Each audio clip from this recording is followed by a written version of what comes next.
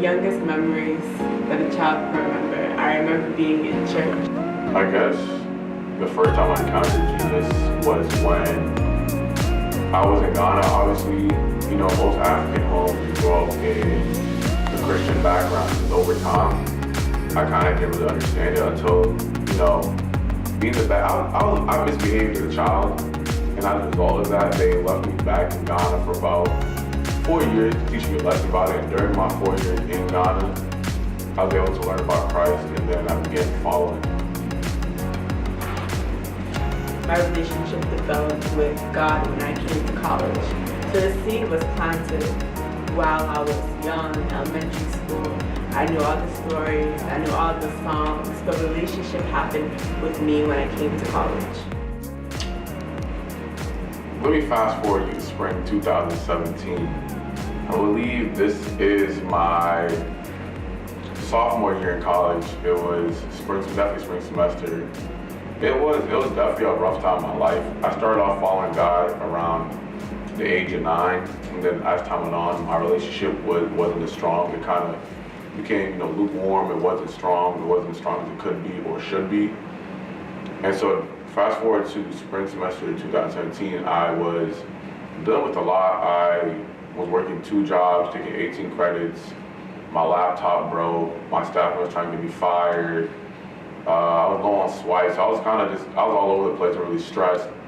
And then on top of that, out of nowhere, in the middle of February during that semester, I started to get sick. I caught a stomach infection. I guess I would say twice. The first time was when I was, I guess, 15 or 14. Because, you know, you always grow up in church. You always know God. Like, for me, I always grew up in church, so I knew God was a factor. But when my parents got divorced, they had issues up until the divorce. It wasn't until one day I was in the shower and I was like, okay, this prayer, all I know what to do is to pray. So I prayed, and then there was one day where I just cried in the shower, and I said, I can't do this anymore, because there was a lot that was going on in my house. So that was the first time I said, like, okay, I'm gonna really be like, I wouldn't say serious, but I'm gonna dabble in Jesus a little bit more. And then that was the first time that, like, I guess broke the seal. Well, there are 2 times where I could say I really encountered Jesus.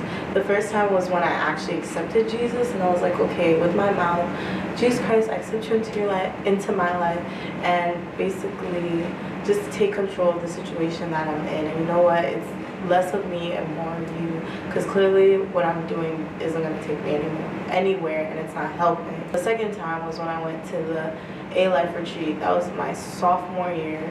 I said, you know what, it's either Caribbean Day or A-Life retreat. I got to college, my sophomore year of college. There was a lot of sad things that was going on, and I was really sad all the time. And I just said, you know what, all I know is God at this moment.